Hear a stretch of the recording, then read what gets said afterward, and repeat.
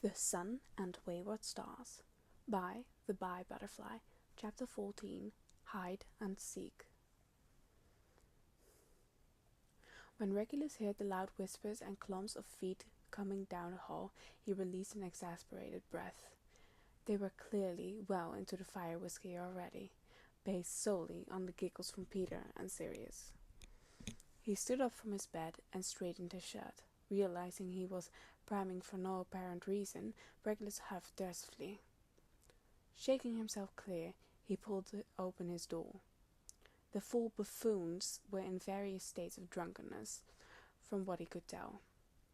Remus appeared the least affected, but then again, Regulus wasn't sure if that was because he'd actually had less to drink or if he simply had a high tolerance. Sirius and Peter were completely intoxicated, leaning on each other and stumbling over their own feet. Potter was quiet, for once, but his eyes were glazed over. "I thought you were going to wait until," Regulus began, frowning at their flushed faces. "Couldn't wait. Had to celebrate," Peter announced, pointing at Sirius. He and Remus snogged. Regulus' confusion cleared and a smirk lit his lips. "Oh, really? How's that, Remus? I'd say pretty bloody effective if you beat your 2-week timeline." An amused huff escaped the taller bloke. "Why do I have a feeling I owe you one?" "You definitely do," Regulus agreed, chuckling as Sirius abandoned Peter and latched into Remus's waist instead. His wayward steps nearly tripped Remus as he mumbled an apology. "All right, take it easy," Remus soothed, touching Sirius's shoulder. "You need to lie down." Sirius squinted up at him. "With you?" Remus arched an eyebrow. "To sleep, you twat." Though his expression remained unaffected, the back of Remus's neck flushed bright red. "You're completely bladdered." "Not tired yet," Sirius announced, reaching past Remus to push open the door to Potter's room. "A few more drinks." Peter released a loud burp that seemed to startle him. He shook his head and then blinked rapidly. "Pardon me, I think I'd best go off." Turning abruptly, he slammed his face into the door. Trying desperately to hold in laughter, Regulus reached around him and opened it. He guided Peter to his bed and watched him collapse into the mattress. Leaning down to examine his face, Regulus grinned. "Had a bit too much already, I take it." "Nonsense. Only had 3, Peter declared, pointing vaguely at the door. He suddenly pushed up from the bed and narrowed his eyes at Regulus. "Who are you again?" "No one important," Regulus replied, patting his shoulder. "Get some sleep, Peter." As he stepped out of Peter's room, Regulus closed the door quietly behind him. Walking down the hall, he paused at the open doorway to Potter's room.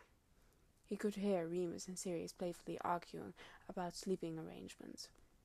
This was quickly followed by a thud, and then a startled laugh from Remus, as Sirius apparently passed out on the floor. Regulus continued down the hall to his own room. He hadn't really wanted to get pissed anyway. It's not like he could trust himself around Potter, not when he stripped down to his trousers in front of him the last time he was in bed. There was certainly no reason to tempt fate. He shook his head as he walked back to his room. One of them had to keep their senses about them. He moved too close to the door behind him when a large hand grabbed the edge and stopped it. Regulus jumped back in surprise, then leaned around to peer into the hall.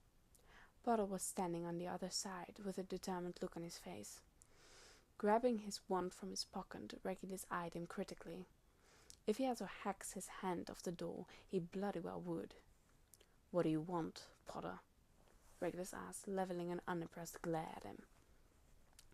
"To talk to you," Potter replied unsteadily, his eyes squinting as if he couldn't quite see Regulus. That That's when he noticed that Potter wasn't wearing his glasses. He spotted them perched amidst his curls. "Do you even know who I am?" Regulus checked, pointing at his hair. "Your glasses are on top of your head." Potter stared at them, then squinted again. "Serious?" Regulus shook his head. "Nope. Try again." "Reg?" "Don't call me that," Regulus huffed, rolling his eyes. "Just go away. Sleep off the alcohol, Potter." There was another long silence as Potter worked out where his glasses were and lowered them on his nose. He looked through the lenses eagerly, then his face lit up in a goon grin. "Hi." "Hi," Regulus repeated curtly, fighting the urge to match a ridiculous grin. It was stupidly adorable the way his face lit up when he recognized Regulus. No, just stupid. Definitely not adorable. Potter leaned on the door, pushing it open further. "What you doing?" "Nothing now," Regulus answered honestly. His curiosity got the best of him as he watched Potter sway slightly. "What are you doing?" "I don't remember," Potter said, furrowing his brow. His gaze drifted to the ceiling as he considered the question further, and suddenly he smirked and met Regulus's eyes. I know. I want to snog you."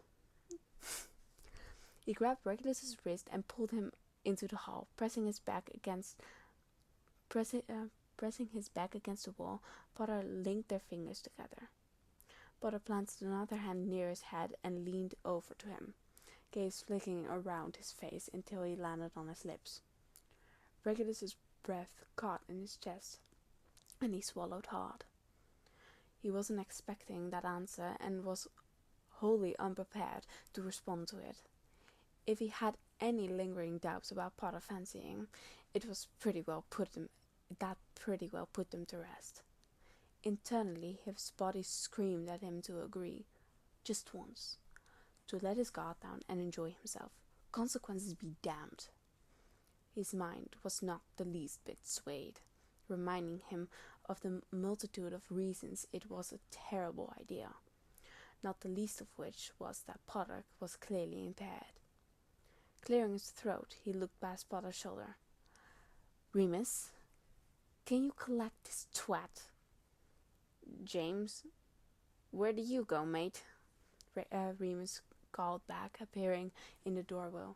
As soon as he spotted Potter, he lunged forward and grabbed his shoulders. "Come on, you. Let's leave Regulus alone." "No, I want to snog Reg," Potter protested, pulling back. His voice turned desperate as Remus tucked him away. "Please, he's so pretty." Remus burst out laughing, loosening his hold on Potter and leaning back against the wall. He waved his hand at his face as he recovered before trying again. Looking at Regulus intently, Remus grinned. "Regulus, do you want to snog James?" Startled by the question, he stared at Remus. Silence filled the space between them as his mouth refused to form words. It was simple. "Just 2 letters. N-O. Just say it, imbecile." Shaking his head clear, Regulus shifted back into the doorway. "No." It was a bold-faced lie, and they both knew it. The quirk of Remus's eyebrow made it abundantly clear.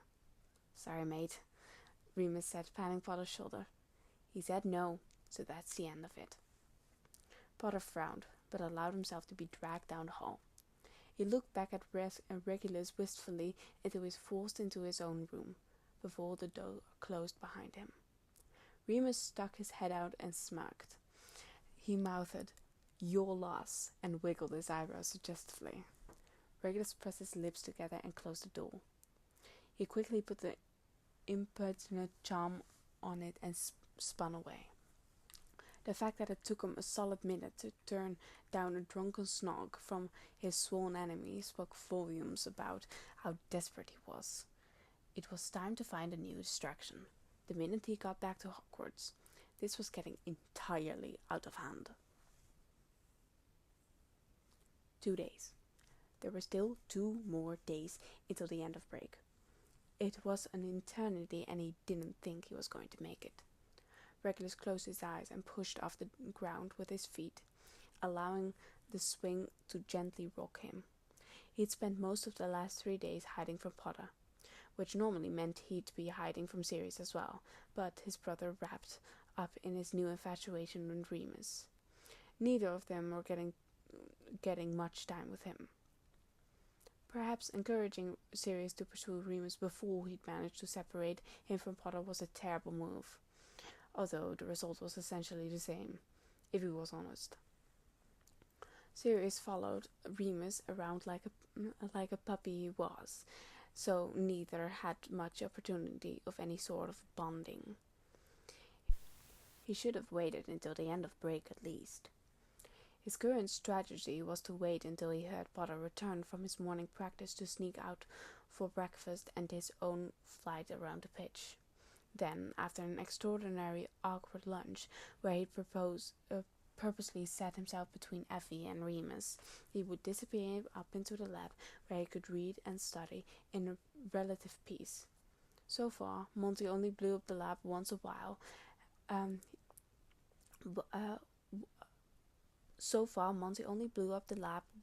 he was inside. Unfortunately, that meant it was unavailable today. Peter was visiting again tomorrow, so they could enjoy some more day together before returning to Hogwarts on Sunday. Today, however, he was doomed to an exhausted game of hide and seek with Potter. Regulus tried maintaining the level of snark and sarcasm necessary to fend him off, especially when Potter was trying so hard to be nice for some reason. "If I didn't know better, I think you were avoiding me," Potter teased, holding the swing with his foot. He dropped into the bench next to him and then pushed it off again. Regulus blinked open his eyes and glared. "I am absolutely avoiding you." "I think you enjoy being chased," he refuted, smirking wildly. Potter's hair was still wet from a shower, but the curls sat neatly for once. Regulus wondered if he'd actually attempted to control them before initiating this encounter. Anyone who spent time with a bloke knew his habit of ruffling them would have them sticking out wildly before long. He just couldn't keep his hands away from his curls, much to his chagrin. Regulus could hardly blame him. "It couldn't possibly be that I want to be left alone," Regulus snarked, crossing his arms over his chest. He couldn't even summon the strength to sneer at him. He'd wasted all of the glare. It was simply too hard to be mean to someone so ridiculously charming. Potter leaned closer and draped an arm over the back of the swing. "Agreed. You definitely need entertainment. I have a few ideas if you're interested." "I'm not interested," Regulus replied dryly, leaning away from him. His imagination unwisely decided to offer ideas of its own that were decidedly smutty. The harder he tried to push the images away, the more firmly they took hold. He pulled his bottom lip into his mouth and chewed on it impulsively. It was getting harder to ignore Potter's appeal. "You think this act of yours is working, but I assure you it's not," Potter advised, stroking his fingertip along the nape of Regulus's neck. "Granted, it's taken me all of holes to sort you out. I admit, I'm shit at riddles, but you certainly didn't make it easy." Regulus refrained from leaning into the touch, but couldn't be bothered to pull away. It had been so long since he'd revelled in the attention of affection from someone he fancied, not to mention watching Sirius and Remus together was getting to him. They were such a strange combination of personalities, yet it seemed to work somehow. He could admit that much at least. Finally, he sighed resignedly. "Sort out what?" "That you do actually fancy me, but you think you can't have me," Potter replied, shifting closer. "I know it's probably related to your family and everything. That's quite understandable. It's just that I fancy you too, so we should find a way to give it a go." His pronouncement was quite definitive, with no room for debate. Choking on his own spit, Regulus reeled back and stared at him. Pardon? I can be discreet, Potter insisted, meeting his gaze intently. If you can't be open about it, I get that. I really do. You mentioned to Sirius that you weren't innocent, so I presume you've had a quiet relationship before. As I searched Regulus's face curiously. Right? He swallowed hard and looked away from the hazel eyes that demanded entirely too much of him. Regulus nodded slowly. Yes, I've had quiet relationships before. So I'm right, Potter asked, fingers returning to the soft strokes along his nape. Despite all the attitude and snark, you do fancy me back. Will you go out with me? Regulus didn't answer. He just stared at the tree on the other side of the garden until his eyes unfocused. It wasn't as easy as Potter made it sound. He'd spent countless hours sneaking around, relying on his friends to help him with alibis to offer a distraction, while the physical side of things was usually satisfying. He always walked away from the relationships feeling a bit empty, as though his heart knew he'd pressed so close to the real thing and let it slip through his fingers. He presumed, too, that what Potter proposed wasn't just a physical release in the sort while he'd been around him. Regulus discovered Potter was playful, kind, and a complete romantic. The stories he'd overheard of his overtones toward Evans and a few others, as well as the bloke's unreprimanded response to them, spoke volumes.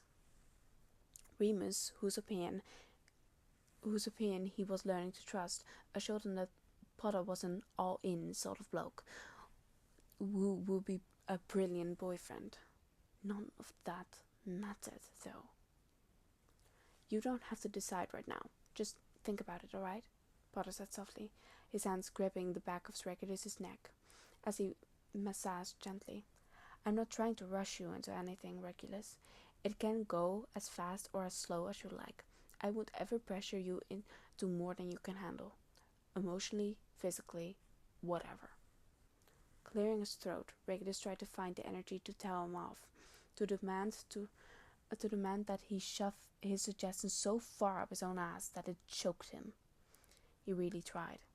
It just didn't exist. After nearly 2 weeks surrounded by Potter, Sirius, and their friends, Regulus was too weak. They'd worn him down with their annoying inside jokes, clever taunts, and openly affectionate jibes at each other. He almost laughed at the absurdity of it, knowing that he should have seen this coming. To think that he could spend an entire 2 weeks in the Potter house without falling apart was mental. Regulus was well aware of his weakness for sweet words from fit blokes, so this could only be self-imposed torture. No one to blame but himself. So when the words, "I'll think about it," left his lips involuntarily, Regulus didn't even cringe. He simply dropped his chin to his chest and leaned back into the gentle pressure Potter was implying to his neck. It was vulture to fight when his heart wasn't in the battle, even if he wasn't willing to admit it out loud. He definitely fancied James Potter.